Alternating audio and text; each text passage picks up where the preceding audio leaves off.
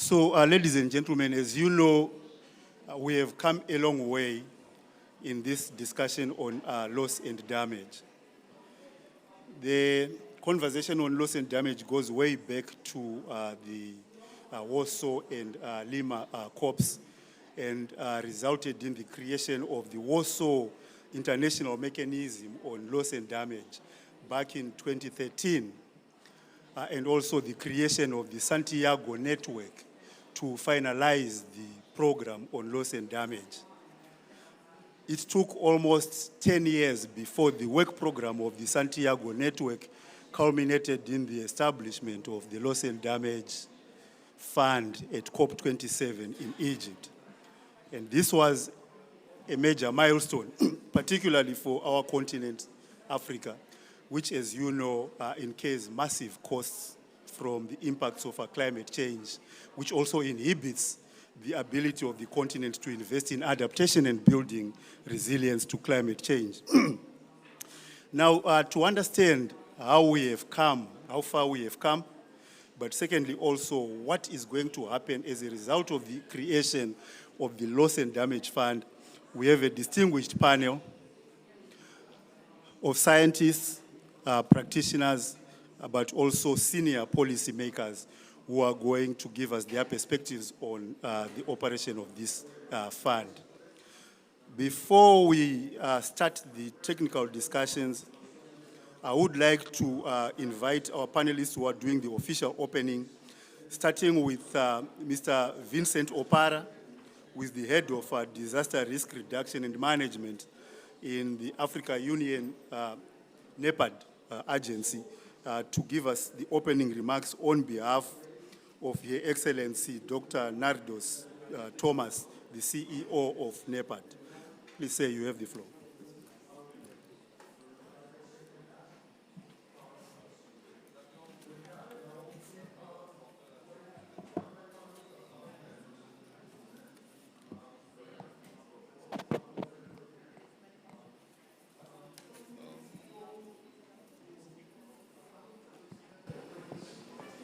Good morning, colleagues. I'm here on behalf of my Chief Executive Officer, Madam Nardos Thomas, to give an opening statement. Before I do so, I would like to recognize the Executive Secretary of ECA, His Excellency Clever Katete. Good morning, sir.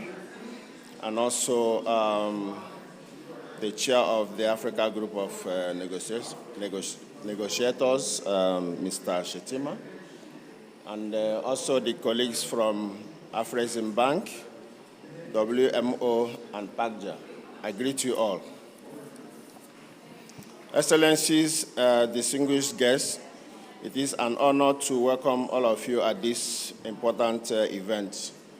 Before I proceed, I would like to appreciate the host country, the United Arab Emirates, for the warm welcome extended to all of us since arrival. The excellent organization of COP28 in this beautiful city of Dubai is exemplary and commendable. As we gather here in a relaxed ambience of Expo City in Dubai, we need to recognize that Africa is facing a perfect storm of the 4 Cs. That is climate change, conflict, COVID-19 induced economic stress, and the rising cost of food and fuel. This storm is pushing millions of the poorest and most vulnerable towards food and nutrition insecurity. On one hand, these phenomena are reversing Africa's progress towards achieving the commitments of the Malabo Declaration, including zero hunger by 2025, as well as attainment of the SDGs by 2030 and the Agenda 2063. On the other hand, rising food and fuel costs, climate disasters, and post-pandemic economic stress, a recipe for disaster. Excellencies, in some of the intervention by our Chief Executive Officer, she's always underscored the importance of peace in nation building. And we know that there can be no development without peace and no peace without development. I think that peace and stability in the continent would depend on how well we manage and mitigate the 4 Cs. Managing and mitigating this phenomenon, among other things, will determine how best the continent of Africa and the rest of the world progress in all their economic goals. Unfortunately, for so long, Africa has been at the wrong end of international climate finance. The continent's climate financing needs is estimated at $2.5 trillion between 2020 and 2030, which averages $250 billion per year. However, only 12% of the total annual climate finance flows into Africa. However, the establishment of Loss and Damage Fund in 2023 presents a renewed hope and invigorated efforts by the developed countries to support developing countries in coping with the irreversible impacts of climate change and aid in the recovery of affected communities. Therefore, as the development arm of the African Union, AUDA-NEPAD interventions are geared towards advancing Africa's sustainable development goals through knowledge dissemination and collaboration.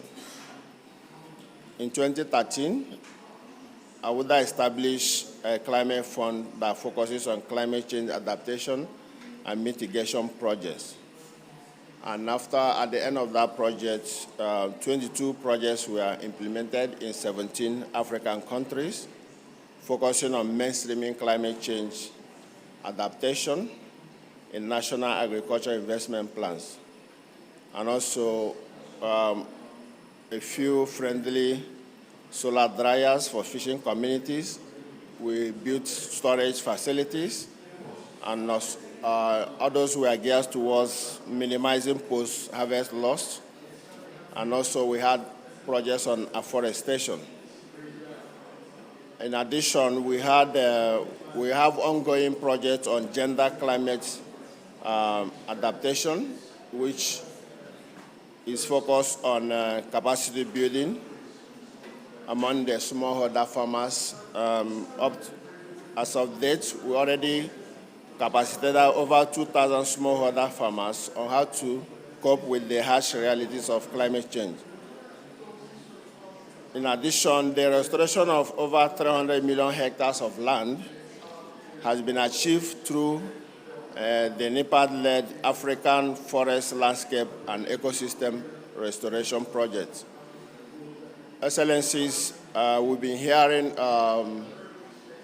commitments and pledges for the last 2 days, in one of the sessions that was led by AUDA-NEPAD in conjunction with AGRA and the Green Climate Fund, GCF announced about $100 million to support 7 AU member states in their efforts to build resilient food systems, while acknowledging that about $3 trillion is required to implement the NDCs submitted by our member states.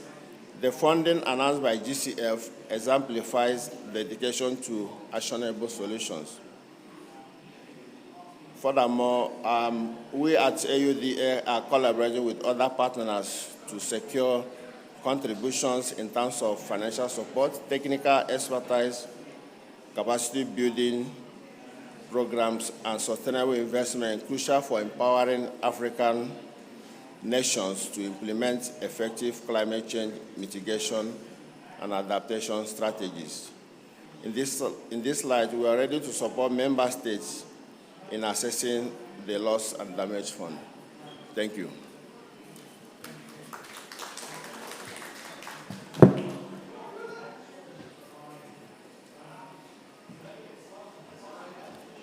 So thank you very much, Mr. Opar, on behalf of AUDA-NEPAD. Now, as I said in the beginning, to date, the only model-based method of assessing loss and damage was in fact developed at the UN Economic Commission back in 2013. And it is that model which was influential in the establishment of the also international mechanism on loss and damage. The UN Economic Commission continues to invest in updating that model to ensure that it becomes responsive to contemporary conditions and challenges. But we are honored to have here the Executive Secretary and Under-Secretary of the UN Economic Commission, Mr. Claver Gatete, to talk about our perception of loss and damage and how the ECA will respond to the establishment of the fund. Mr. Gatete, the floor is yours.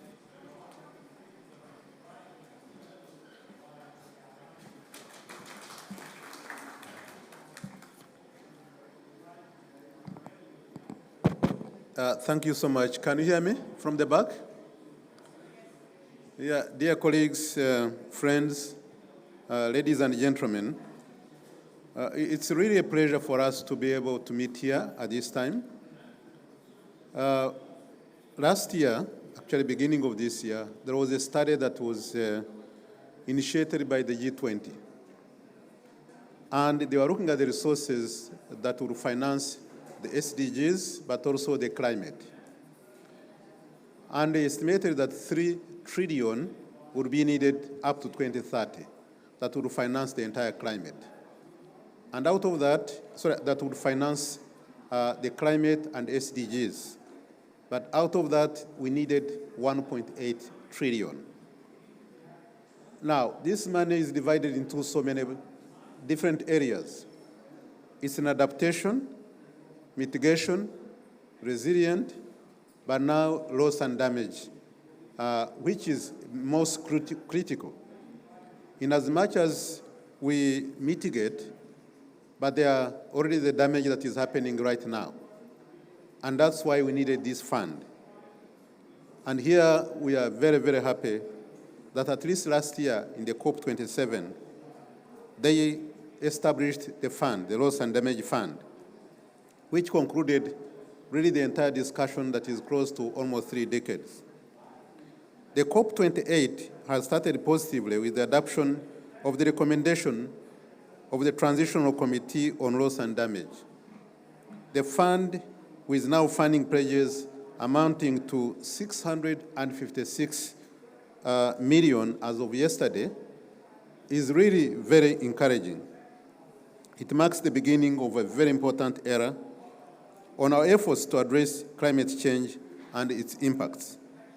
We are aware that there is so much work to be done to make the fund operational, but we are optimistic that before the end of this COP28, we'll have agreed upon the necessary arrangements to make the fund operational and receive more pledges to make it financially viable. Moreover, we are confident that these pledges will be promptly translated into actual payments to the fund and make it usable by the member countries. Many projections show that the economic costs of climate change in developing countries will reach between 290 billion and 580 billion annually by the year 2030. And this, of course, calls for a lot of resources to be invested, especially for the Loss and Damage Fund. Thus, there is a need for rapidly scaling up of the Loss and Damage Fund, including diversification of funding sources and domestic resource mobilization.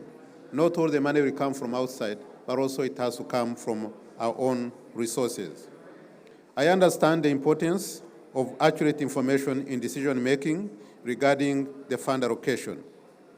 Our institution, the ECA, currently working on upgrading the model-based methodology that was initially developed in 2013, as mentioned by the Master of Ceremony. Additionally, we are contributing to further advancements in attribution science to enhance the accuracy of loss and damage assessments. These efforts are crucial for the successful operationalization of the fund. My institution remains committed to supporting African member states to build capacity so they can fully benefit from the operationalization of the fund. We stand committed to supporting the African group of negotiators in their work on loss and damage. We'll work with member states to build their capacity and improve their access to the fund, including supporting initiatives for resilience building, rehabilitation, and reconstruction of the infrastructure of the ecosystem. This will help us in terms of preventing, but at the same time, supporting the countries, especially those island states, to make sure that they can deal with the issues of climate change.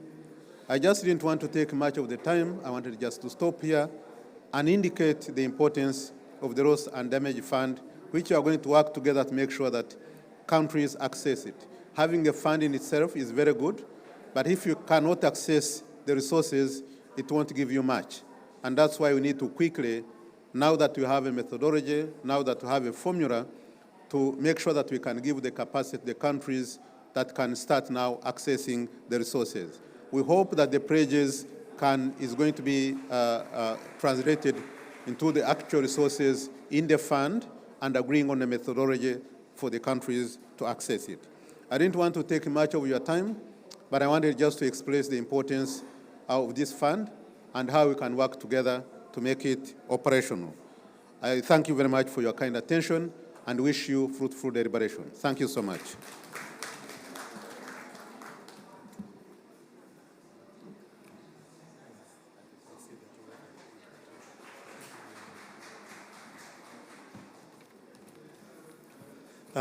Thank you very much to the Executive Secretary of the UN Economic Commission for Africa, who unfortunately has another urgent commitment and cannot stay with us through the discussion.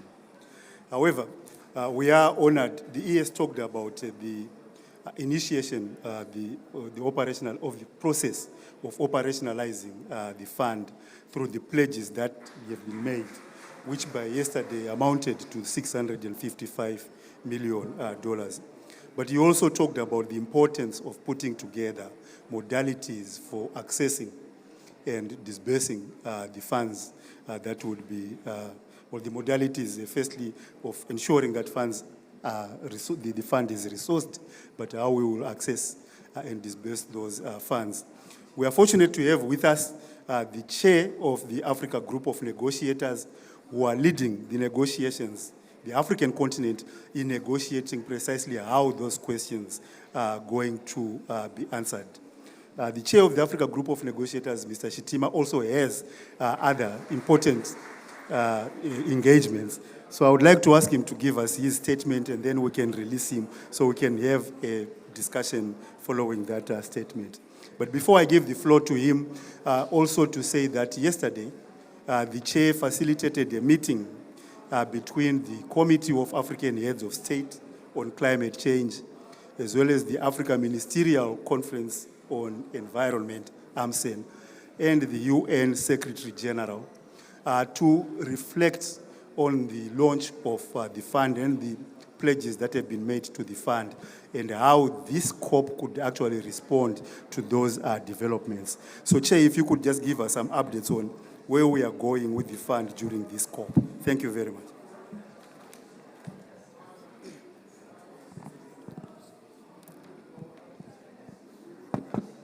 Thank you very much, James, and good morning, colleagues.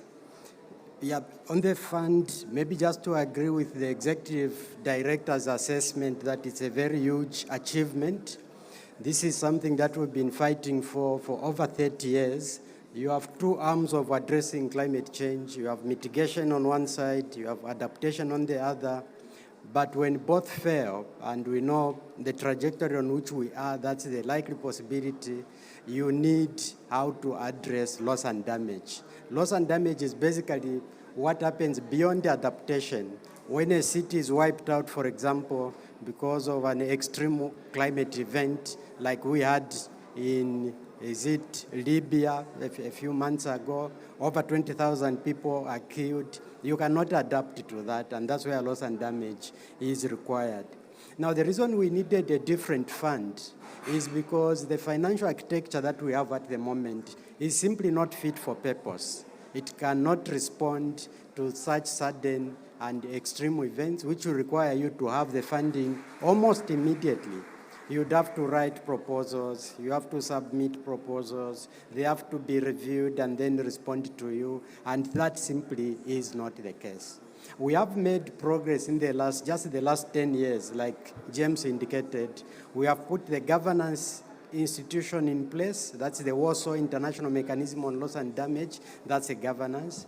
We have also put in place the technical aspect, the technical arm to provide support in terms of capacity building, knowledge exchange, and all that. That's the Santiago network on loss and damage. So the network is more of a technical nature to provide the support to countries. We have almost finalized on that. I'll come and touch on it. And the last jigsaw in the puzzle, if you like, was the fund, which is established in 2022 in Sharm el-Sheikh at COP27 and now operationalized at COP28. But it hasn't just been operationalized, it has also been capitalized because, like everyone has indicated, funding has started to flow in that fund. Yes, we are elated as negotiators that we have over 600 million pledged immediately into the fund, but we are also cautious. First of all, the required resources are in billions and not millions. And so far, we are only talking of 600 million. We are not even hitting a billion. So that means that there is more that is required to be put into that fund. The other caution that we have, and which we are looking at quite closely, is those who followed the announcements. Some of the countries who were making pledges were mentioning other funds, a climate resilience fund, solidarity. There has been discussions. There are countries who are not comfortable with calling this fund a loss and damage fund, and they are still pushing to see if there can be a name change. These are things that we are opposed to because the agreement that was reached, the recommendation that was reached by the Transitional Committee, which was very late. Remember, they had 4 sessions. The Transitional Committee that was established at COP27 to work out these modalities were given 4 meetings to conclude their work. They couldn't conclude their work in 4 meetings. The 4th meeting was in Aswan, Egypt. It wasn't conclusive. So the COP28 president gave them an extra slot. Basically, the UAE funded an extra slot for them to conclude work, and that meeting was held in Abu Dhabi on the 3rd and 4th November, just before the commencement of the COP. That's where the package was agreed. So the package which was agreed was very delicate, and we don't want to reopen that. Even just trying to change the name basically reopens that package. Remember, we are not comfortable with the World Bank to start with as a window and all that. So any attempt at reopening that could unravel everything, which is why the COP presidency decided to have that decision adopted at the opening plenary. It's unprecedented. Immediately, he opened the conference towards the end of adopting of that. He called for the adoption of that report and gathered so that that decision is done and packed. But there are still issues to be worried about. First of all, we need to put a board in place because some of the decisions that have to be made require a board. So the COP28 president is calling for the nomination of members to the board so that before we conclude this COP, you have the board in place who have to make governance decisions to make it functional. So the fund is established, yes. The fund is operationalized, yes. And the fund is capitalized. you required at least $200 million to have it capitalized by the World Bank standards. So it is capitalized, but the fund is not functional. To make the fund functional, you need a board in place, and that's why constituting a board is important. And from the African group, we were the first to nominate our members to sit on the transitional committee last year, and we intend to be the first to nominate board members before we leave here, so that we have people who have to make now governance decisions to make this fund functional. Now, I've seen on the questions that, so what, when we put this fund in place, does it mean that now we are comfortable, we can relax on adaptation, we can relax on mitigation? That is not the case. This fund is only an emergency response that has to ensure that we are able to address these emergencies when they occur. But we need to do more on mitigation, because we have to solve the root cause of the problem. We need to do more on adaptation, so that only the residual impacts that we can't deal with through mitigation and adaptation are what we relate to the fund. Maybe my last point would be on the name. There are countries that are not comfortable with loss and damage, because according to their jurisdictions, they have made policy announcements already that they cannot pay for reparations. That is, they cannot pay for compensation on climate change. And so if the name remains as it is, they would have difficulties to access funding from their parliaments or Congress or whatever they call their legal parts. And they are they're coming up with suggestions of names. For example, a solidarity fund. And we are totally opposed to that. A solidarity fund has connotations of arms. It means they are just providing solidarity for you out of sympathy. And that is not the case with loss and damage. We are not asking for arms, and this fund is not out of sympathy. It is a responsibility as a provision under the convention. You've caused the damage, and you are supposed to help the countries. There were other suggestions, for example, to name the fund as a climate resilience fund. That also is different. You are moving away. We know adaptation has resources that address that, and we don't want to mix that.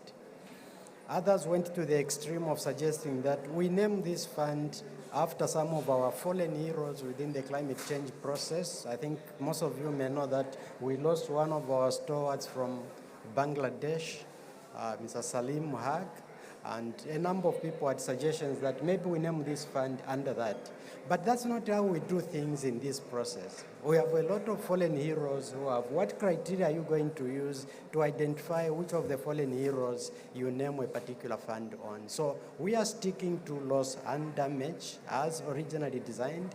And one thing we have said is, if there are things that need to be done, some of those are operational. Let the board come and deal with some of those issues that are operational. But let's make the fund functional and ensure that it is readily available to provide the support to needed countries. Now, just to clarify one point. Yes, all of us didn't want the World Bank as a trustee for this fund. I will have to be honest on that, because countries have experience with the World Bank. And in my opening remarks, I said the funds, including the World Bank, are not fit for purpose to respond to loss and damage. But we had to settle for this because this fund needs to be functional immediately. And to make a fund functional immediately, you cannot start from the scratch. Those who are familiar with the GCF, it took us not less than 3-4 years to have the GCF become functional. Now, what we have done with entrusting the World Bank is to put a lot of caveats. This fund is going to be independent. It is going to have an independent board. All the rules and procedures they are going to be following are independent, and we have put time frames. It's a transitional period of 4 years. We need to be happy that the World Bank is executing this fund according to our terms. Otherwise, there is a clause that we can revert back and get to have an independent fund. So starting this fund as a window under the World Bank was to ensure that we follow the guidance we are given by our policymakers that this fund needs to be up and running almost immediately. There was no other way that you could do it and ensure that the fund is up and running. Thank you very much.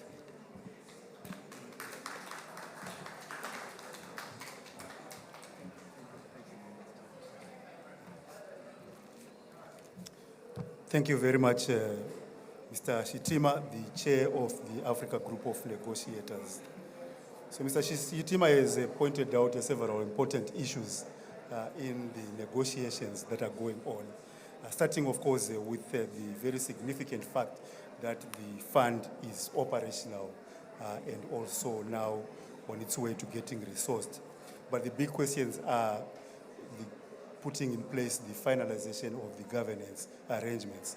It's also pointed out that the location of the fund in the World Bank, while it could be contentious in certain contexts, is also a strategic decision to get the fund immediately operational, since the requirement was in fact that if the fund got pledges of $200 million, it becomes operational. Now that we're at $600 million, it is possible that the fund can begin to operate within the World Bank, but with conditionalities which include a board that is independent of the bank, as well as independent operational and access modalities. Very important considerations. But I think for us here also it is important that we understand that the Africa Group of Negotiators is also looking at us for support in terms of responding to the issues around the definitions of loss and damage. What is it that we are assessing? How are we assessing it? And how can we develop a standardized model that is applicable to all of us as a continent, especially given the urgency of the question for us. So thank you very much once again, Chair. We are aware that the negotiations are ongoing and you are welcome to leave or to participate in the panel as your time permits. Now, ladies and gentlemen, we would like to have a conversation with our distinguished panel, which I had introduced earlier, but I will reintroduce. We have a representative from a program which is looking at accelerating the impacts of climate change research in Africa, including responses to the impacts of climate change. We have the vice chair of the Intergovernmental Panel on Climate Change. We have a representative of the Pan-African Climate Justice Alliance, and we have a representative of the Afrexim Bank, Africa Import and Export Bank, constitute our panel to discuss several questions that can help us to concretize our support to the African positions, but also our general understanding of loss and damage. The panel is going to be discussing 5 questions. The first question is, what is unique about loss and damage funds, and how is it different from other existing climate funds? The chair already indicated, for instance, some of the debates around naming the fund, whether in fact the funds that are being put into this fund are new and additional, or whether they are continuations of existing forms of support. So that's a very important question that we are going to be discussing. Secondly, we are also going to be discussing the question of how could the history of Africa not benefiting significantly from other climate finance be mitigated through this loss and damage fund. Thirdly, how can the adoption of good governance instruments ensure equitable distribution of the loss and damage funds? The fourth question for our panel is, how can the issues of strict financial obligation versus voluntary contributions by developed countries be navigated? Again, this is a question that confronts many of the provisions of the Paris Agreement, including provisions around, for instance, the carbon markets. How do we balance voluntary against commitments, voluntary commitments against obligatory commitments, sorry. The final question which the panel is going to be discussing is the establishment of the loss and damage funds should not be a license to cause more damage. So how can loss and damage itself be minimized? In other words, how can we build resilience of systems in order to reduce loss and damage? So I will ask the panel in the order in which they are seated to just give us their reflections on these questions in no particular order. And then we can have a general conversation with the audience. So starting with you, Dr. Dawit Solomon, you have the floor. Thank you. Thank you, James. So I'm coming from the consultative group of international agricultural research and formerly managing climate change, agriculture, and food security mostly in Eastern and Southern Africa. So I'll look at this more from the agriculture and food security perspective. So for us, for a long time, in private conversations, major reports, including the State of the Climate Report for Africa, as well as discussions with the UN Economic Commission for Africa, the African Climate Policy Center, countries and all that. There were two critical questions that we have been grappling with. The first one is early warning system for all Africans, so that at least Africans are aware of what is coming. And the second thing is loss and damage. I think we have been put this a number of reports, including the State of the Climate, the CCCDA outcome reports, and in all other areas. So for us really to see that, the Emirati Declaration has put loss and damage as really one of the most important research area that need to be addressed, along with resilience, adaptation, and synergies with mitigation is very, very important, and it's a big achievement. And the resource behind it is also important. So let me give you a quick perspective why we are really looking at it from the agriculture perspective. If you look at an estimated damage, in terms of monetary resource, 3.8 trillion worth of crop and livestock production has been lost due to climate-related disaster over the last 30 years. This is a significant amount of it. Although the majority of it, and it's the Asian continent as well as the African continent which faced most of this thing. But if you look at it in the past, the focus on agriculture and consideration when it comes to loss and damage was minimal. But this declaration put into perspective is that, yes, we need to consider agriculture, and yes, we need to consider, the loss that is happening around agriculture. Agri-food system, all the way from production, processing, and transportation is critical and really supporting Africa. It is the backbone of the economy. And the fact that it is going to be backed now and it is integrated into the loss and damage is very, very important. The second and the most important thing is a sort of an agreement on both the non-economic and economic loss and damage. I think the agreement on the methodologies, even if there's a lot needs to be put into that and concretized as a thing. Going back to the fund quickly, what is important is pledges are already being played. And often we see a lot of pledge, but I think taking that pledge and making sure that the resource is available is, I think, the first step. For us, the second and the most important thing, if you see, is accessing loss and damage resource. So who is accessing this? National governments. But then what happens beyond that? How do we cascade that resource, which is going to be accessed by national governments, and when extreme events such as drought,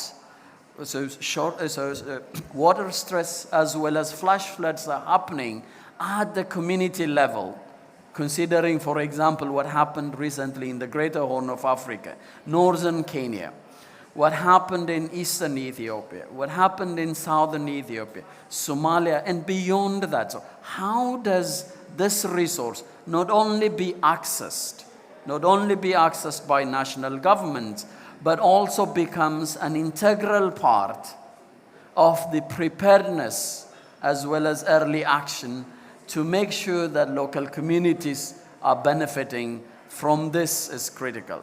So I think it is not only, although the agriculture sector is integrated into this, and we're really happy about it, that smallholder farmers, agro-pastoralists, and marginalized pastoralist communities can benefit from this.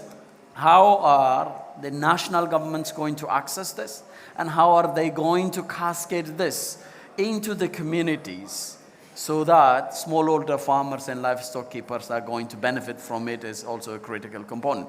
So we will continue to push for this thing, and we'll continue to make the case for those who are vulnerable and work in this area. I think there is a need to further refine the methodology, and we'll continue to work with the African Climate Policy Center, UNECA, and other relevant actors in this. So it is our sincere hope that the pledge will not remain as a pledge, they will be concretized, but also countries when the national governments will take this thing and make sure that the communities which are actually affected by that will benefit from it. And I'll leave it at this. Thank you very much, Dr. Solomon, for those reflections. I think it is quite significant that Dr. Solomon's comments are focusing only on the agriculture sector, which for Africa is the most critical and most vulnerable to climate impacts. But also the amount of damages, quantified damages, is very massive and way, way beyond the pledges that we have received so far. I think the figure you quoted was $3.8 trillion in damages to climate change. That is significant. So far, we have only 600 billion, and this is for the whole world. So now, as you are aware, the work of the whole framework on climate change is undergirded by research, scientific information, which is generated by the Intergovernmental Panel on Climate Change. The Intergovernmental Panel on Climate Change is constituted into several working groups. One of the most important in terms of loss and damage is, in fact, Working Group 2. Working Group 2 focuses on impacts, including assessments of vulnerabilities, socioeconomic, and other impacts of climate change. We are very honored to have here on our panel Dr. Cromwell Lukonto, my brother, who is the Vice Chair of the IPCC Working Group on Impacts, which is going to be taking a lead on understanding loss and damage. Your reflections, Dr. Cromwell. Thank you very much, James. I hope I'm heard. Right. I'm Cromwell Lukorito. I come from Kenya, working for the University of Nairobi. I'm a climate scientist with special interest in applications in agriculture and food systems. And recently, in the 7th assessment cycle, I was elected as a vice chair to the Working Group 2 on impact, adaptation, and vulnerability, where I believe this whole subject of loss and damage rests squarely because of the nature of Africa's vulnerability to the adverse impacts of climate change, where, against a backdrop of our limited capacities, we have a lot of unadapted for climate risk, which indeed puts us at a higher level of loss and damage. If we look at the continent in entirety, looking at the mainland Africa, looking at our small island developing states, which in the majority of cases we tend to overlook when we are pushing even the AGN's agenda. So mine, coming from the IPCC window, is all about knowledge products. The scientific knowledge products are what we require even to drive this access of the loss and damage fund. Remember, the AGN chair has been categorical that loss and damage is being looked at in the context of that unadapted for risk. For us in Africa, do we understand that portion of the risk which will form a basis for our case? That has been my concern for a couple of years now, because I saw this fund coming to be operationalized. And the question I've been putting across is that are we prepared for these funds? That's a question I put to us, and I'm happy that the UN ECA already has a methodology. What is ECA doing with that resource? Why has indeed cascaded down to the member countries of Africa? Where are Africa's think tanks? I'm happy IGRA as a support system is here. Where are our universities? Where is research for Africa to really cascade that methodology across our nations so that we can be in a position to, one, even quantify the very impact from historical perspectives? That is totally lacking. That is why even at the IPCC level, we are being presented as Africa from a coloration of grayness. You know, grayness signifies emptiness. It signifies gaps. Is that correct for Africa?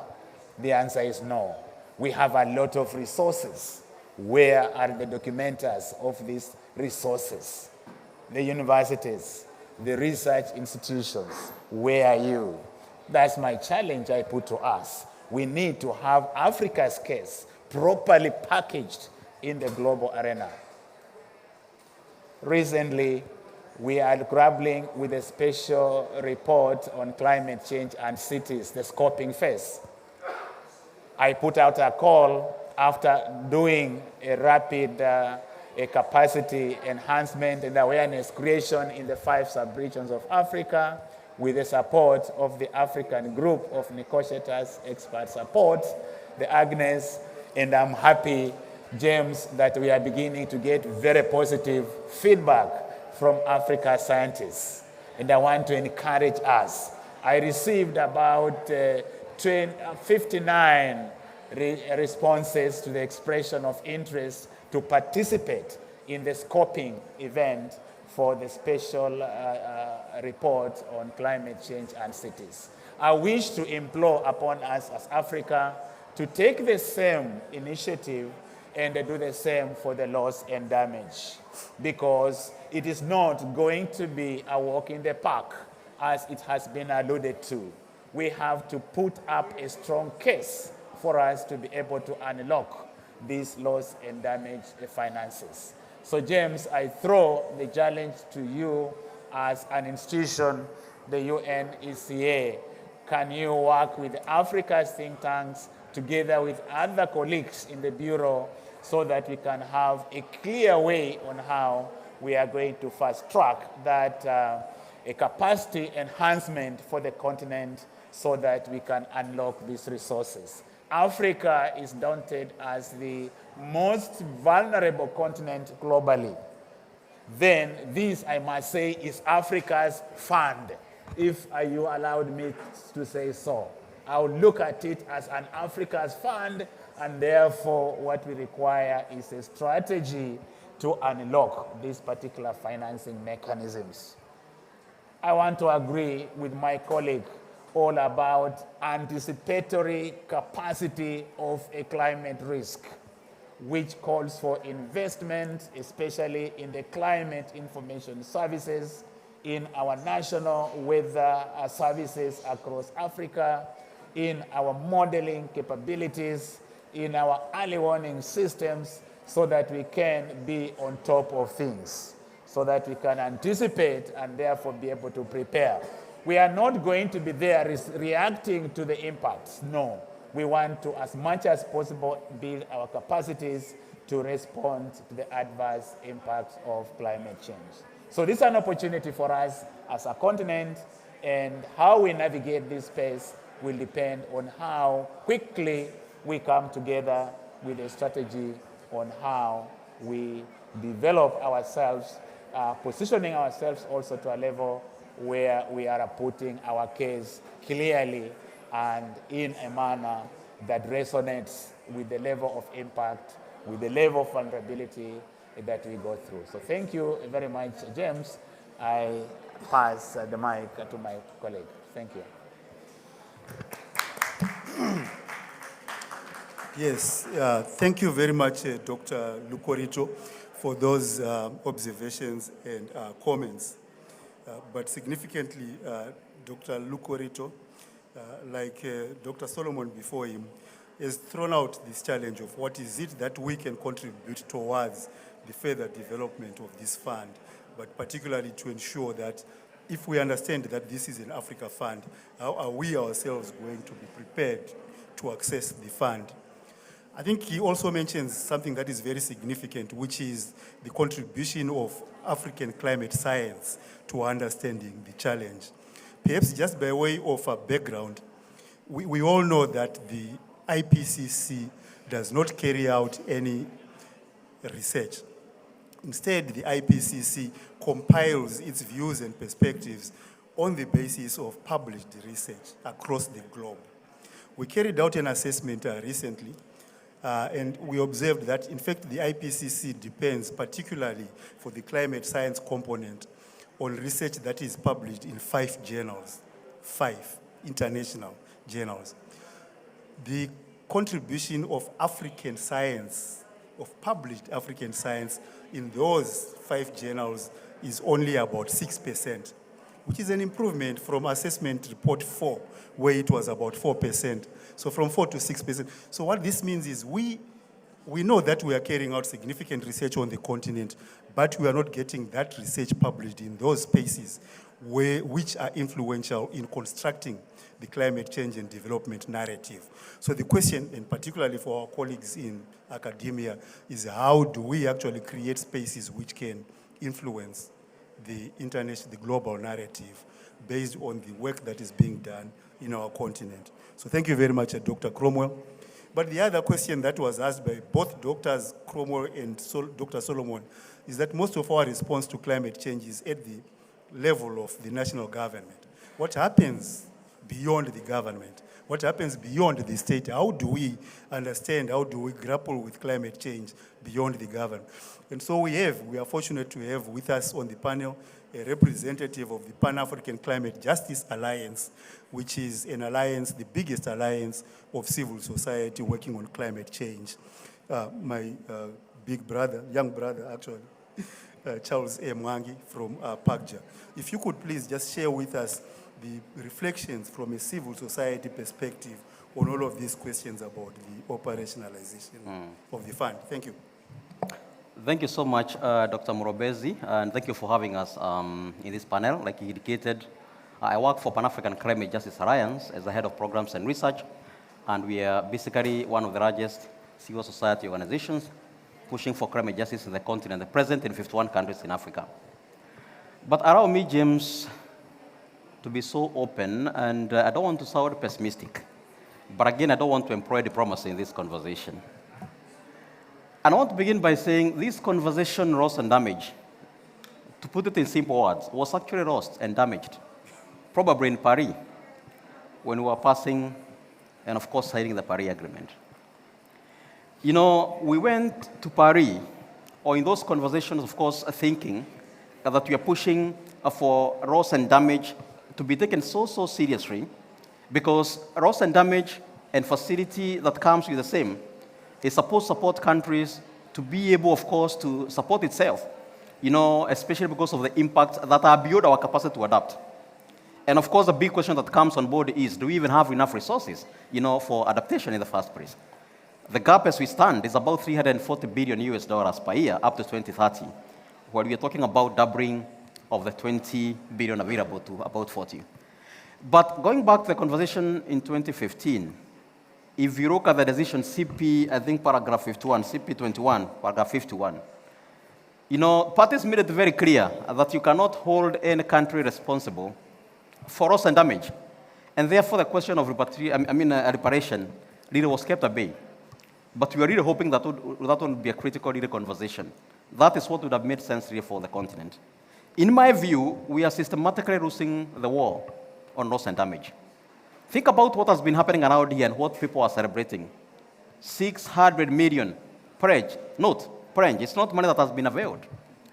Now think about it this way, and I want to be very open.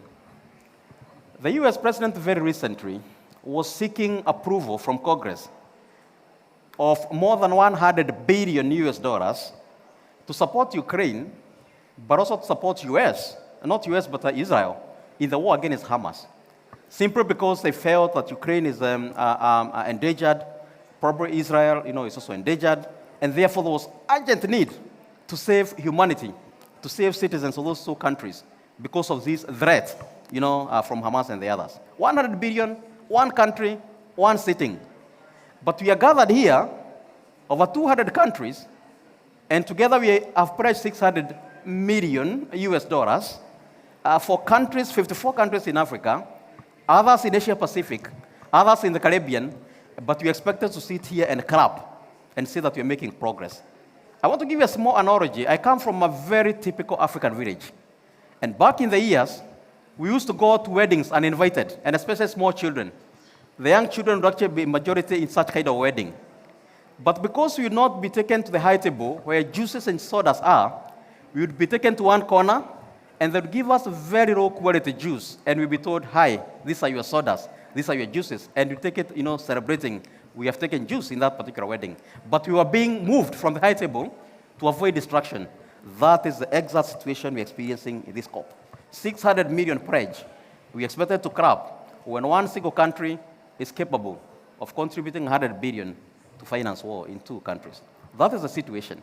And I want to say this, that until we are able to appreciate that climate change is a reality and it is really affecting so many people. When we're coming here, in Kenya, we experienced a very, very serious flood. In fact, I also have a very close friend of mine who works for Kenya Revenue Authority. And that is when I came to terms with the reality that for sure these issues are very, very close to us. And I want to say this, until we have that political goodwill, until countries appreciate that we are in the same ship, only that some of us are in the higher deck, and others are in the lower deck, but the ship is actually sinking, and probably we are all going to go down, we are not going to make a lot of sense in this conversation. Now, last year there was that decision that we passed at COP28 in Sharm el-Sheikh, that we have the facility established. Fine, we clapped. But you see, we continued watering that down that particular conversation, and I remember in SB in Germany, during the SB conversations, there was the language of how do we have this fund becoming voluntary, and philanthropies can actually be able to put some money there, and we can now start thinking about issues of insurance in the same particular fund, and now it's becoming an issue of even suggestions about changing the name. Solidarity Fund. We are starting in solidarity with these poor Africans and these poor Caribbeans and people from the Asia because of the issues that are experiencing, but we are not responsible for the same. I think that notion is not right, but again, the other way we are losing it. Well, we understand, of course, arguably, the World Bank probably have the structures to, hold funds. But what experience do we have with the World Bank in terms of how money can actually be able to flow to the communities that are mostly affected? Now, we have a timeline of 4 years, meaning the first country to access this money will probably access in 4 years. And that is if, only if, the World Bank accepts probably the conditionalities, they are going to come up in the issue of coming up with another board and so on and so forth. Suppose World Bank comes back and says, we are not capable of handling this. We don't feel that these particular measures, these particular protocols that are being established, we don't feel comfortable. It means we go back to the drawing board. But are the people in Malawi, those who are dying from cyclones, are those people dying in Kenya from floods, are those people sinking, in the Pacific, going to wait for another 4 years until these particular structures are put in place? So the thing is, let's have political will, and let us avail resources because they are there for us to be able to really address this issue with the magnitude and the seriousness it deserves. 600 million is an insult, should not be mentioned anywhere. Thank you.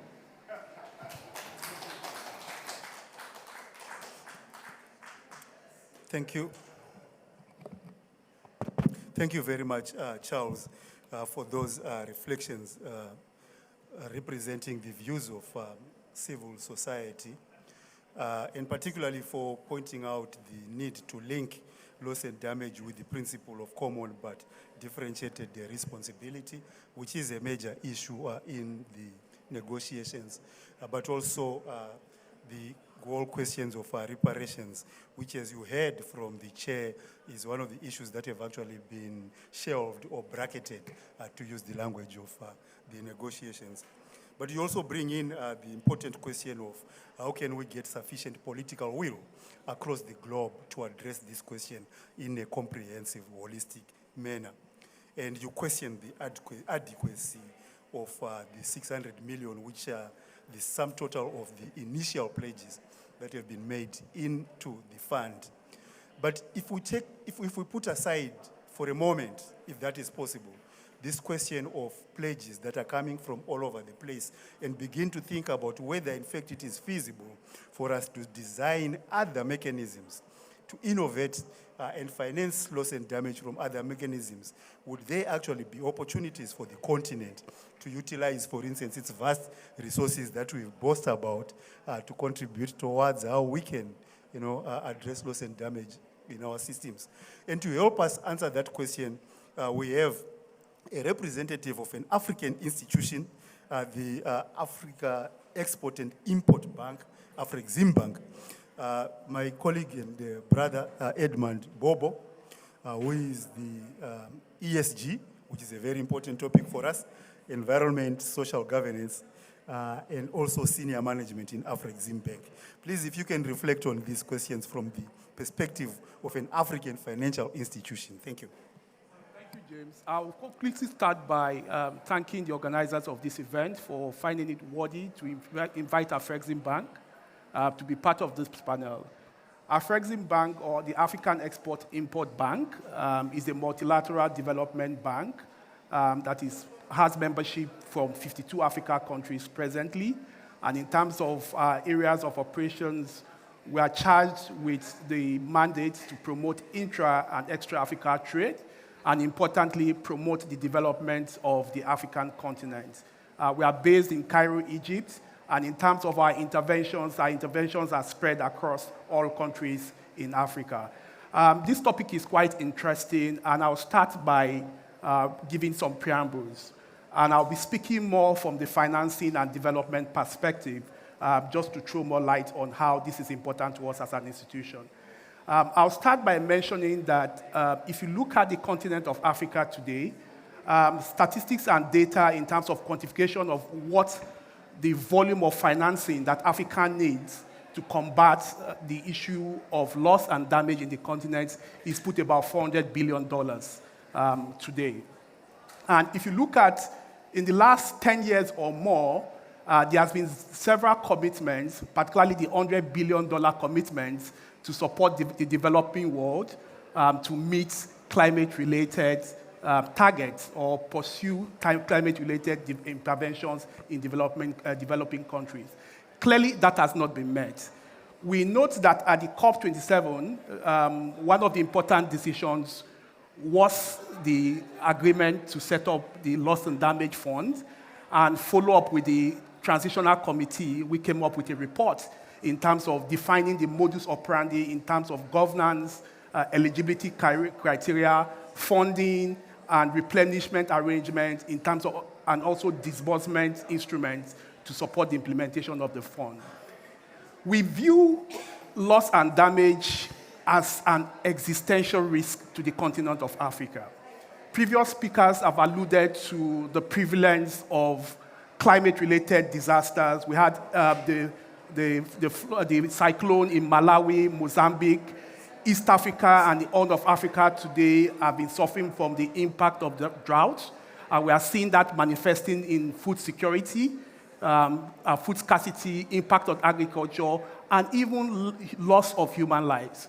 So in conceptualizing loss and damage, we look at it broadly from an economic perspective and non-economic loss and damage.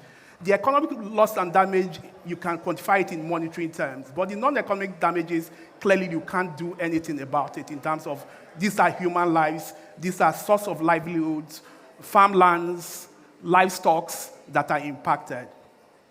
If you look at the fund itself, from an African perspective, I think we should look at it from three major pillars. Firstly, we look at the demand side in terms of countries that will be accessing the fund, and we also look at the supply side arrangements or modalities to fund the loss and damage fund itself.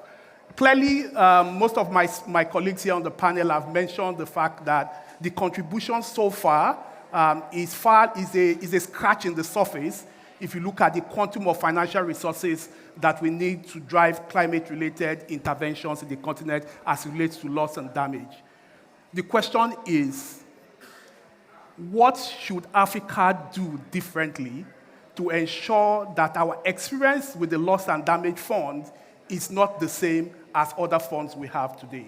And I'll paint a quick picture of what happens practically. If you look at other funds that we see, there is funding, or there might be no funding. Then on the demand side, the criteria to access the funds are so stringent that African countries, particularly who are the worst hit in terms of the impact of climate change, struggle to access these funds. And from the perspective of supply, if you look at the methodology that has been advised by the Transitional Committee, they've talked about grants, concessional funds, loans rather, in terms of the three major instruments to fund the loss and damage fund. But the conversation should move from the fact that we cannot deny that in spite of Africa being the least contributor to carbon emissions vis-a-vis the impacts on climate change, Africa deserves some form of compensation. I'll use the word reparation to address and mitigate this impact as it spreads across various jurisdictions in the continent. On the other point, in terms of access to the fund, there are issues around eligibility, there are issues around assessment of damage, there are issues around structuring of grant requests or intervention requests to ensure that they meet the standards of the loss and damage fund. For an institution like Afreximbank, we will be focusing more in line with our mandate to support African countries to ensure that there's relevant advisory support to countries to ensure that projects or initiatives that are being put forward to access the fund are properly structured in a way that they are able to meet the eligibility criteria or the assessment requirements to access the fund. We see other opportunities in terms of intervention instruments to support early-stage projects. We have a project preparatory fund that has today a pipeline of about $2 billion to ensure that we support national governments, we support entities, subnational entities in the continent to prepare applications, to prepare projects to benefit from the fund. An important thing I want to mention is the role of critical stakeholders. If you look at a fund like this, one of the ways you can hold the fund, or Africa can hold the fund accountable, is to say that as a continent, every country in the continent must have a clearly defined focal point in terms of bringing on board key stakeholders, our climate justice and other NGOs, civil society organizations, and even leverage on existing government structures to access and identify projects. I want to mention that something peculiar about the loss and damage fund is that the beneficiaries of the fund are not in the cities in Africa. They are in what? Extreme locations. So the conversations around access to loss and damage should have a framework for project identification, should I say disaster identification, impact assessment that are clearly articulated such that they are able to meet these predefined criteria for access. Critical for Africa also is the issue of monitoring and evaluation. So we have funds today that are denied additional, should I say, disbursements because there is no clarity in terms of what the initial disbursements have been used for. Every country in Africa that plans to benefit from the fund must have clear-cut structures in terms of monitoring and evaluation to ensure that the disbursement of the funds are used for intended purposes, and even the civil society organizations can play a role in terms of advocacy in getting our developed partners or the developed world to see the need to increase the current volume of contributions. One of the questions that the moderation asked is, how do we strike a balance between voluntary contribution and mandatory contribution. I'll tell you that given the history of climate impact in Africa, it should be a 70-30 arrangement. I think there is opportunity for countries that pollute the world today to make it not just a pledge, but practically demonstrate their commitment to the success of this fund by ensuring that available financial resources are put forward to support countries. That aside, other countries, stakeholders that deem it necessary and believe in the objective of the fund can, on a voluntary basis, make contributions to the fund. But importantly, Africa needs to get its act together in terms of articulating what our needs are, ensuring that our needs or requests are properly structured to meet predefined criteria or requirements to access the fund. Then I want to also mention something very critical, is that a fund like this requires a value chain collaboration to make it a success. It is not a fund for governments. It is not a fund alone for private sector. It's a fund that has to bring all parties together. In short, all hands must be on deck to aggregate efforts to ensure that Africa takes the best in terms of advantage of the opportunity of this fund.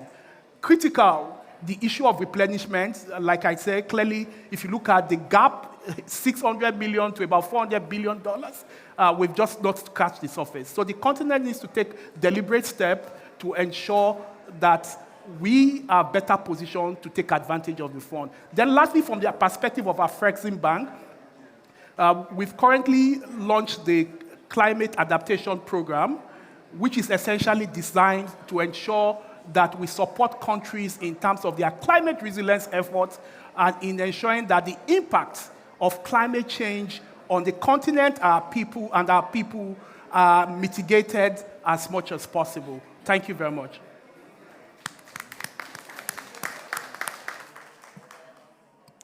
Thank you very much, Edmund. I think it is really encouraging to note that we have an African institution which is looking at developing practical solutions to some of the questions that we are asking. So Edmund has informed us that Afreximbank, in fact, will be putting together facilities to offer advisory services to African stakeholders on accessing the loss and damage fund, depending on the access modalities that would have been developed. But also that the Afreximbank has put in place a pipeline of $2 billion for project preparation in order to address loss and damage. Also, the reference to the role of critical stakeholders and the need to have proper systems of targeting beneficiaries, particularly to ensure that marginalized and the most vulnerable are, in fact, the beneficiaries of that fund. So thank you very much once again, Edmund, for those comments, but also for enlightening us on the efforts of the Afreximbank in assisting the continent to respond to loss and damage.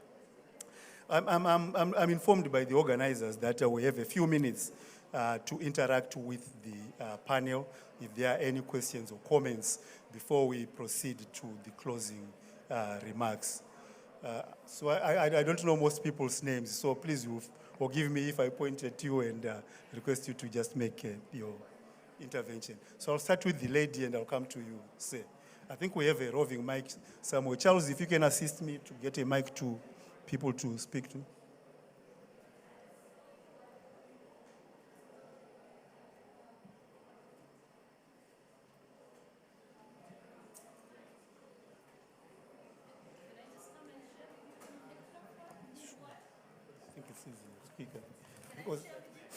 Go ahead. Okay, it's come. Thank you very much. I'm very proud and happy to be in this room just to even listen to what our colleagues in Africa who have the position to be in those rooms and what they are advancing and the thoughts. And I think this is great moment. It's something that personally and part of my work has been involved in trying to help advocate for this. Of course, disappointedly so from what Mithika said. I share a lot of the things that you shared. And I have two questions to the panelists. Is there any negotiation from where you sit that this fund will ever be accessible to civil society? So is there any opening on it closed that it has to go to the government, or are we still on the route to say that it is for all of us? Of course, it's not a lot of money. Secondly, I think from where I sit, we need to also frame the issue of loss and damage as a way to help our people to adapt and mitigate. I work in the sector of women's land rights. A lot of what has been lost and damaged is actually the land that women who live in poverty have been holding on to. So two things that we must be able to do is ensure that these resources and many other resources goes to the women so that they can revitalize their land and be able to rebuild their lands. And I think secondly, and I would say it is ultimate, and I know our African government are making steps, very painful, slow steps, is securing ownership and control of land by women. Women don't have the pleasure to actually protect the land if they know that they are not owning, which is less than 2%, less than 5% of women in Africa have control and ownership of land. I would really persuade you that we really need to ensure that there is justice in control and ownership of land in the continent to deal with the loss and damage that has happened, but to also avoid future damage on our land. I work for the Stand for Her Land campaign. I am the Global Advocacy Director. And your name? My name is Esther Mwaora Moiro. Okay. Yeah, there's the gentleman in front here. Charles, if you can. While you are handing over the mic, I think I'm going to ask Edmund to respond to that question, because in fact, Edmund, you raised this issue of how do we understand non-quantifiable damages, like how do we understand changes in losses of land rights, of access to land, tenure issues and so on, regarding the climate impacts on those. So yes, sir. Je remercie les panélistes pour leur brillant exposé. J'ai trois questions à poser. Donc la première question, on a parlé de deux fonds, 656 millions de dollars IS et une promesse de 200 millions de dollars. Je voudrais connaître la particularité de chaque fonds lié aux pertes et dommages. C'est la première question. La deuxième question, quels sont les critères d'éligibilité des pays africains à ces fonds de pertes et dommages et quelles sont les modalités d'accès à ces fonds? Est-ce que ce sont des prêts, des dons ou des subventions? Je vous remercie. Merci beaucoup. So, my français pas bien, mais my understanding is you asked two questions. Is the $600 million adequate? And what is the status of the access modalities for that $600 million? Yeah, c'est bon? Yeah, so my français c'est bien. Huh? So I'll ask the panelists to also respond to those questions. Can I have any indication? Okay, I'll take these two and then we'll have the panel respond and we'll wrap up. Please. Okay, three, no more. So yes, sir, and yourself, and then at the back there. So I'll start with you. Yeah, thank you. Thank you very much. Here, Nchiko from Amnesty International, Climate Justice Advisor in Eastern Southern Africa. My question goes more to the IEPCC regarding epistemic justice. So what is really the problem? Is it that African scientists are not producing knowledge? Okay. I'm sorry about that. So I was saying my name is Nchiko from Amnesty International. I work as a climate justice advisor for East and Southern Africa. My question was going more to the IPCC, and it is to do with epistemic justice, because as we had, like, the contribution of African scientists in IPCC reports is somehow negligible. So my question is it that our scientists are not producing knowledge? Is it that we are producing knowledge, but then the publication platforms that we have are not recognized? And are there any plans at the IPCC level to try to resolve this issue? Because if we don't get the science right, that will have an impact on even the functionality of this loss and damage fund. Thank you very much. Thank you, Chico. So that's for the IPCC. Yes, the lady on that side and then the gentleman there. Apologies, I will not be taking any additional questions. Thank you.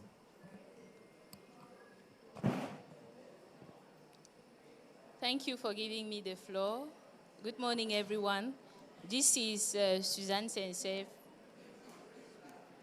This is Suzanne Sensei from Cameroon, a young climate advocate. I'm here to represent the Environmental Protection and Development Association. So concerning the loss and damage, I would like to know, as far as the early warning systems are concerned, how are they going to be implemented? And equally, how are the people that are in remote areas, those who don't have access to internet, how are they going to have access to this? And I would also like to know, concerning the funds that will be allocated, is there any transparency process that is going to be implemented to ensure that the people that are affected, that there are really those that are affected that have access to this fund? Thank you for giving me the floor. Thank you very much. And our final question from you, sir.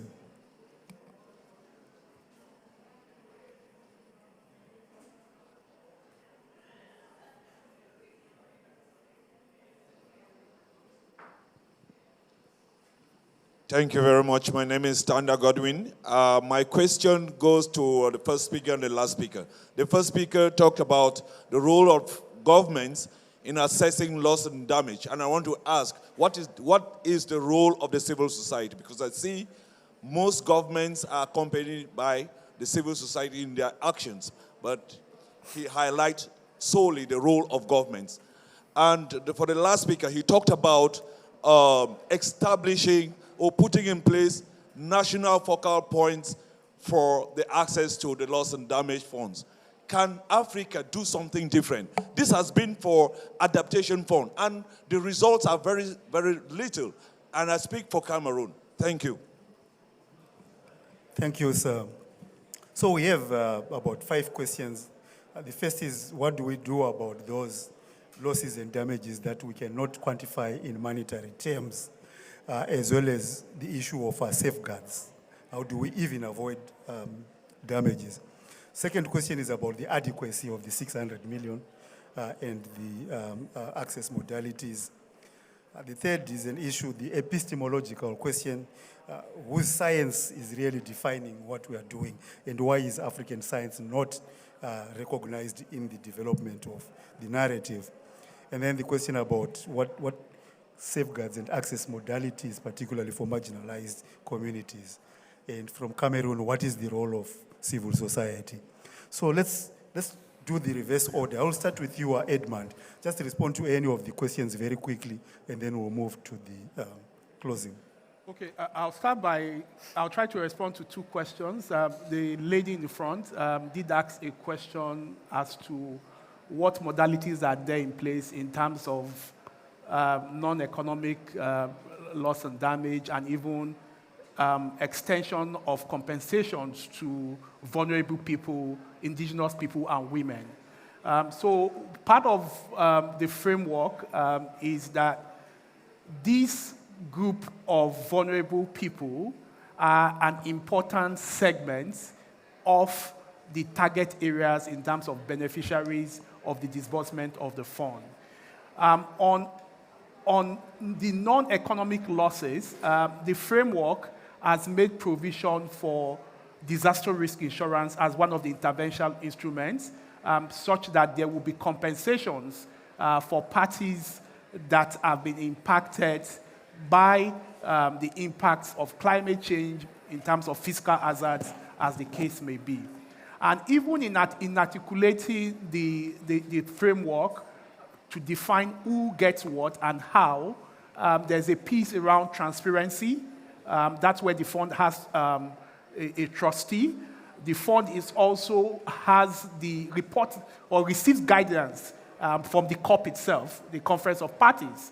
The whole idea is to ensure that you don't have a fund that is hijacked and people don't really understand in terms of transparency how the allocation of the grants or direct interventions in terms of compensation for non-economic losses are addressed, so to speak. So vulnerable people, women, children, people that are less privileged in the society are critical focal points of beneficiary scope, are in the scope in terms of beneficiaries of the fund. I think the last speaker asked a question around the fact that the whole idea of focal points has not worked.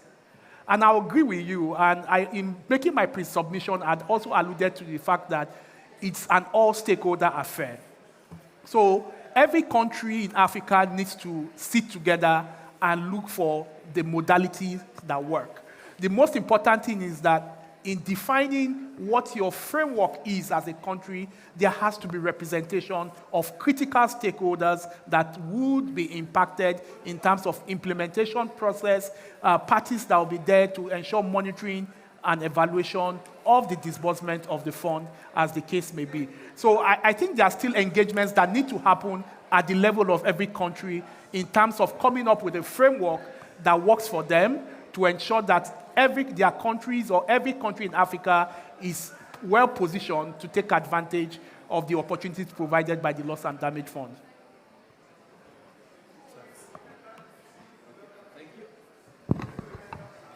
Thank you so much, James. I want to address myself to the question that was raised by Esther Mwaura. And Esther, I'm not Midika. Midika is seated on your right, on your left. But what I said is what Midika would have said. So basically, but you talked very well about, women's rights, to run. But I want to talk more about the vulnerability of women. In any climate calamity in any given region, the people that are affected mostly, of course, are women and children. Because arguably, men would go to urban centers to look for employment. Women would actually be left to look for water, to look for food, and so on and so forth. But there are also multiple levels of vulnerability. A woman seated somewhere in Washington would be affected differently from a woman seated in Nairobi. But a woman seated in Nairobi would be affected again differently, from the woman seated in Marsabit somewhere. So there are all these multiple levels of vulnerability. But we must make sure that climate, finance, especially loss and damage finance, is able to reach the most vulnerable in the communities. At the moment, some countries in Africa have not been able to access a single cent from GCF as it is now. So how are we going to make sure that we facilitate, of course, access to those funds? Connecting that with this question, whether 600 million is enough, I said 600 million should not even be mentioned, in the whole of this COP. It's an insult. One country is able to provide 100 billion to fund war in Israel and also, in Ukraine, and therefore we need to see serious financial pledges, but also not just pledges, but availing of resources. In terms of the issue of early warning systems, early warning systems are just there to tell us there will be a fund that are going to affect a certain region, in a certain particular time, so that we can prepare accordingly. But you see, this science is there. I want to give a simple example in my country. We knew El Nino was coming. In fact, our meteorological services, told us very well, El Nino is coming. And we were supposed to put some money aside. El Nino came finally, but now there's a discrepancy between the national government and county governments. And where is the money to fund or to support communities that are already affected? So early warning systems without resources to prepare for those particular challenges that are going to be experienced, cannot help us. Communities will be left vulnerable. They don't know where to move, even though it's going to be flooding in a certain particular region. Where do they move? So we may have this information, but without resources to prepare ourselves adequately, we may just be involving ourselves in just, some other kind of rhetoric. Thank you. Thank you very much. I heard? All right, thank you very much, colleagues. I will want to weigh in specifically on the IPCC question that was put to me about the Africa's scientists. Let me begin by saying that we have top-notch African scientists recognized globally. However, their piece of work doesn't get visibility. So it's a matter of visibility of the piece of work of our African scientists that's an issue. Not the science itself, not the people themselves. Why a lack of visibility? The IPCC categorizes source points for synthesis material in the catalog. And as James did mention, we have top-notch, high-impact scientific journals, which are actually picked for referencing of the IPCC authorship. And unfortunately, most of our Africa's works don't get there simply because of the cost implication. It is indeed pretty expensive to publish in those high-impact journals. Take a journal like Nature, for example. Now, it used some time to be at 2,000. Now it has gone up about 7 times more. So if you're talking about 15,000 US dollars to publish your article in Nature, against some many competing needs for the continent, you will find that the scientists will choose to publish in the lower affordable impact journals. That way, we begin missing out. So what's happening is that at the bureau level, we are trying to debate on how we could even accommodate Cray literature, as well as providing some dedicated funding for publishing of top-notch pieces of work which will contribute towards the knowledge base. So something is happening. Back at home through the AGN, we are also mobilizing resources to support top-notch scientific pieces of work. And if you are a publisher here, then get to know that there's a window which you can actually publish your work in the top high-impact scientific journals. That aside, I also want to comment on the role of the civil society. The civil society is not a parallel system, in my view. The civil society operates under a government structure. We have a legal and a policy framework that governs the civil society functions. And therefore, we must try to see how we integrate the civil society contribution into the governance mechanisms, especially of our climate funds. In case, I want to share the approach that we are piloting in Kenya and the financing locally led climate action, the FLOC approach, which of course means the government is only a custodian of the people's resource. And at the level of the national government, the county government level, they are only custodians. But the money is supposed to be spent at the lowest administrative unit, which is the ward level. And at the ward level, we have community leaders now who decide on what it is that they prioritize as an adaptation project. That is where the civil society actually connects directly because they are a people's mobilizer. So you have room, my sister, you have space to actively play a role at that level through the FLOCA process. If the L and the D is also going to borrow a leaf that cascades each funds down to the lowest level, where the most vulnerable are sitting, then we are likely to achieve a greater results in that way. Finally, there is this elusive question from my end over the land tenure. I think land tenure is a cultural issue. And our culture and heritage in the context of Africa should never be allowed to be polluted. In a family setting, a man is only a custodian of family resources. He's not an owner of the resource at all. And therefore, let's also be careful as we allow other cultures to infringe on our Africa setting, because there are no restrictions. You can't utilize land simply because you don't own it. Yeah, there are many ways of accessing land resource for use. So I'm not defending any school, but I'm saying we have a culture which we must be proud of as Africa. And it's that culture which, if we enhanced it, is what is going to form the basis of our adaptation. And that's why our indigenous and local knowledge systems then will find their way. We are giving it almost a chapter in the IPCC AR7 cycle, the indigenous and local knowledge system. So our African tradition over land, I think, will have to prevail. Thank you very much.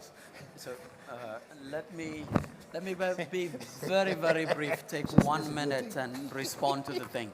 The question there, $3.8 trillion loss for the last 30 years, what is pledged doesn't make it. However, let's look at the positive side. It's a very good start, and it's a start in the right direction.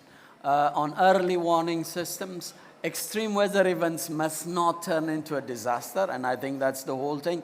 The whole idea is, how do we reach last mile connectivity using digital solutions and other approaches? So early warning system is going to be cascaded from the continental to the regional and national levels and all the way to the communities. So I think. On the other side here, yes, this should be the responsibility of continental, regional, and national government institutions, but within the national government, private sector, and also the civil society should be an integral part. And to James, I think we all heard here, it is about time that we need to work on the methodological challenge and prospects and work together and really produce credible and data-driven report at the various regions, whether we take a REX-based approach or a country case studies. And I think let's make 2024 a year of action, and we can definitely support each other and be able to put together some credible documents which involve regional organizations, governments, countries, civil society, private sector, and put something out together. Thank you. Thank you very much for the whole panel. I think you'll appreciate that it is not easy to manage a panel of scientists, but I think I've done very well. So to conclude this session, I'm going to ask my sister, who is also the co-host of this particular event and the Director of Agriculture, Food Security and Environmental Sustainability at AUDA-NEPAD, my sister Estherine Fotabong. Please, you have the floor.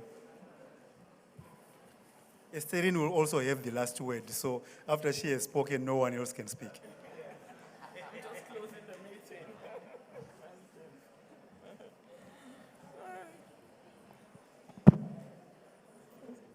Thank you, my brother James, for moderating such a fascinating conversation. I think it's afternoon now. Good afternoon, everyone. Apologies, I wasn't here in the beginning. We were stuck. It's not working? In another meeting, but my colleagues were here, and I think Mr. Opara did what was necessary to do the opening remarks. It's a difficult job I have to have 5 minutes or so to wrap such a rich conversation. And I think the last speaker, I want to join on what he said, that this reflection is just starting. So what I've heard the last few minutes I've been here and what I've been briefed by my colleagues, I think first of all, we should, I think, acknowledge and recognize that after 30 years on talking about the subject of loss and damage, in other words, if you use different terminologies before, compensation and all of that, at least we've arrived at the stage where there's a recognition that something has to be done. and now we have the fund that has been adopted. So that's good news. I like to see things half full rather than half empty. So that's good news. However, with that good news, of course, we are still far from getting there. Still very far from getting there. 4 big areas of issues relating to capitalization, relating to the governance of the fund, relating to the operationalization and accessibility of the fund, relating to monitoring and coordination.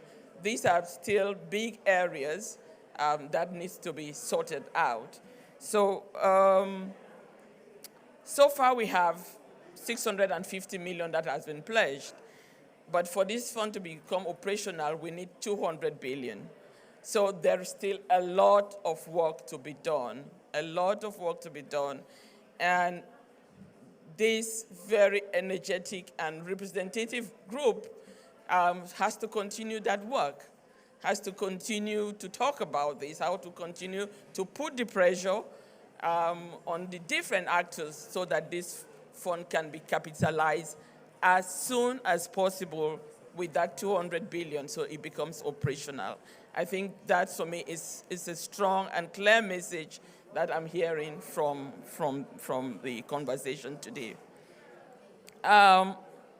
Collaboration and partnerships are key to building the capacities of member states to access the funds.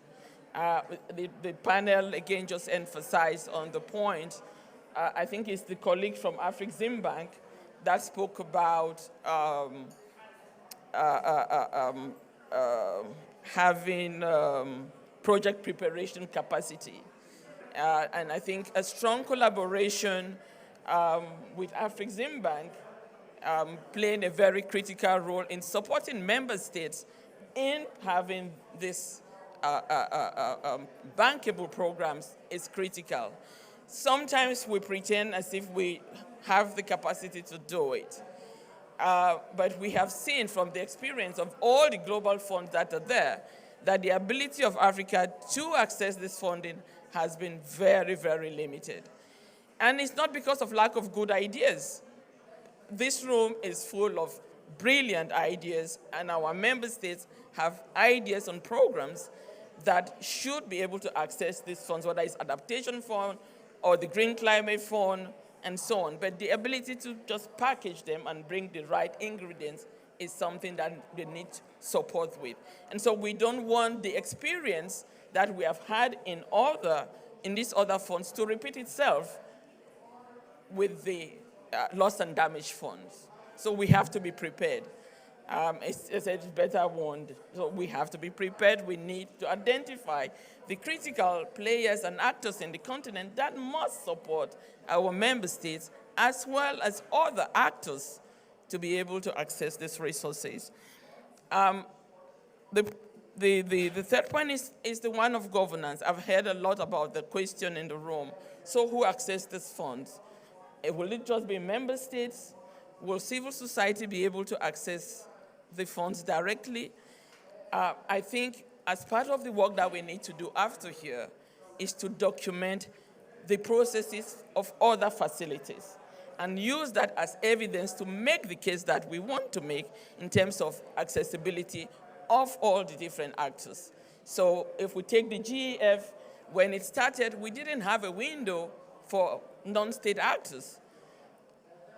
But we now do have one. So I think we need to do our homework to document, to review and write about and bring out the lessons of all the other different funds that are there so that we can have concrete evidence to be able to make sure that the operationalization of the loss and damage fund is responsive of the desire of our communities.